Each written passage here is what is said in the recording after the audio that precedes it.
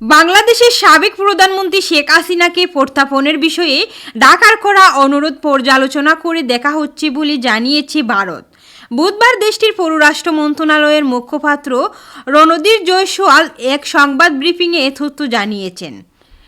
British বার্তা সংস্থা রয়টার্সের প্রতিবেদনে এই তথ্য জানানো হয়েছে।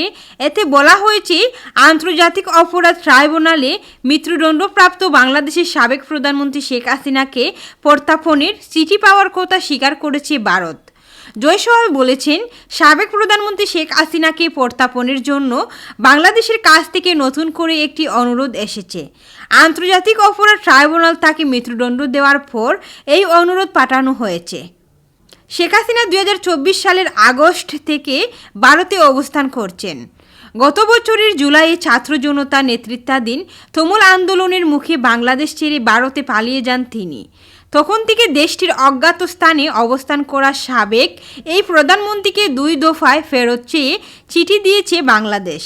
তবে এবারই প্রথমবারের মতো আনুষ্ঠানিকভাবে চিঠি পাঠানোর তথ্য স্বীকার করেছে দিল্লি।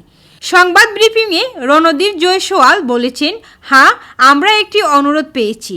এই অনুরোধটি চলমান বিচারিক ও অভ্যন্তরীণ আইনি প্রক্রিয়ায় অংশ হিসেবে পর্যালোচনা করা হচ্ছে।